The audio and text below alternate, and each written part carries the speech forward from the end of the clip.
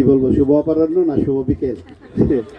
তো আসলে আমি খুবই আনন্দিত যে আপনাদের মাঝে অনাকাঙ্ক্ষিত বা আনশিডিউলি আসতে পারলেও খুবই ভালো লাগছে। বন্ধু বান্ধবের সাথে এইভাবে মিলিত হতে পারলে মনের অনেক যে স্ট্রেস, যে চাপ, মনের যে কষ্টগুলা চলে যায়, নিজের কাছে একটু হালকা বোধ হয়, জীবনটা সুন্দর হয়, কাজে অনেক গতি আসে। এখানে তেমন কিছু বলবো না, শুধু বলবো যে আমার মনে হয় আপনারা আমাদের নবাবগঞ্জের এখন অতিথি, আমি আপনাদের বাড়িঘরের পাহারাদার। কারণ এখানে আপনার যারা যারা আপনারা প্রবাসী আছেন, অনেক ধনী ধনী, অনেক সুন্দর সুন্দর বাড়ি, কিন্তু তালাবদ্ধ। জিনিসটা আসলে একটু চিন্তারই বিষয়।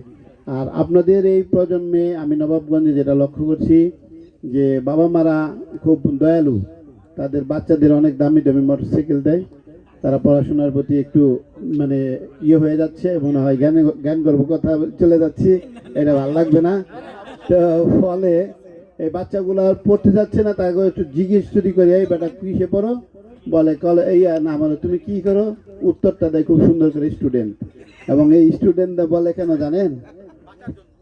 বাঁচার জন্য না, এখন তারা বুঝে যে student is very powerful, more powerful than police.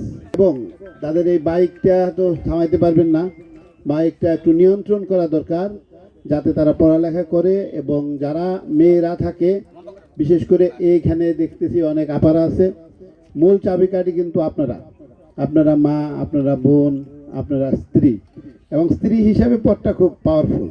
হ্যাঁ, এই পাওয়ারফুলটা যদি একটু কাজে লাগান। বিশেষ করে আমার মায়ের একটা শাসন ছিল যে যাই করতাম সারাদিন, যদি টুকটাক দুষ্টামি করতাম, সন্ধ্যার আগে বাড়ি ফিরে লাগতো।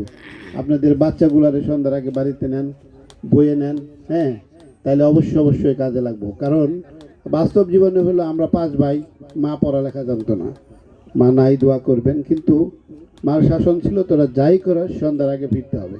আজ আমরা 3 ভাই, আমরা 2 ভাই ঢাকা বিশ্ববিদ্যালয়, 1 ভাই এগ্রি ইউনিভার্সিটি জয়েন্ট সেক্রেটারি, আরেকজন আমার চেয়ে ভালো অবস্থা আছে ব্যাংকার। তো এটা মার করা শাসনের জন্য হয়েছে, শিক্ষকদের জন্য হয়েছে, নিজেদের জন্য হয়েছে। আপনাদের সন্তানদের প্রতি এই ইয়াটা দিবেন। আমি বোধহয় জ্ঞান গর্ব কথা বলে ফেলাইতেছি, যাই হোক এটা আর বলবো না। আপনারা বেড়াইতে আসছেন, আপনাদের ঘর বাড়ির দিকে একটু পাহারা রাখেন, একজন লোকজন রাখেন, এবং পাশাপাশি যেগুলো থাকে যে সবারই ঘরে গ্যাস সিলিন্ডার আছে, সেগুলো অন্তত ডিসকানেক্ট করেন যাতে আনওয়ান্টেড কিছু না হয়। আর আপনাদের যে উঠতি বয়সী যে মেয়েগুলো আছে, স্পেশালি ক্লাস 8 থেকেই ধরা যায়, এখন 8 থেকে যারা উপরেরগুলা ইউনিভার্সিটিতে পড়ে গেলে যা বাবা তুই বুঝস, তোর সমস্যা নেই, কিন্তু 12 ক্লাস পর্যন্ত একটু স্পেশাল কেয়ার নেবেন।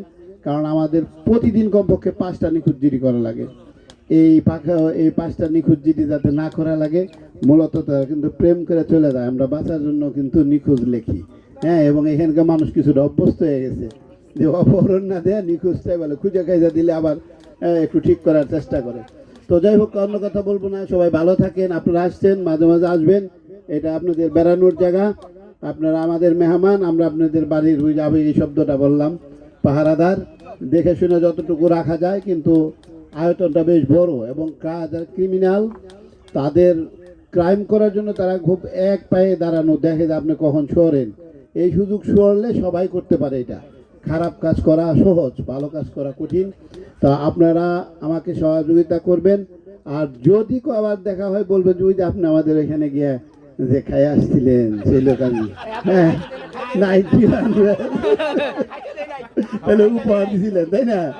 তো সবার এই দাবি রইল, এই দাবি নিয়ে আপনারা আমার কাছে আসবেন। আপনারা সিনিয়র হন, জুনিয়র হন, আপনারা আমাদের বন্ধু, আপনারা আমাদের ভাই, এভাবে আমরা পথ চলবো। সবাইকে ধন্যবাদ, আসসালামু আলাইকুম। চমৎকার কথা বলেছেন আমাদের সঙ্গে স্যার, আমাদের নবাবগঞ্জ থানা ভারপ্রাপ্ত। তো আপনারা যে সচেতনমূলক কথাগুলো বললো, আমি সবসময় কিন্তু এই সচেতনমূলক উপস্থাপন করি এবং ভিডিও করি, সচেতনমূলক ভিডিও। সেই সচেতন কথাগুলো আমাদের সকলেরই মাথা থাকতে হবে। আমাদের আজকে খুবই গুরুত্বপূর্ণ মূল্যবান কথা বলেছেন আমাদের মমিন স্যার, ধন্যবাদ, আসসালামু আলাইকুম।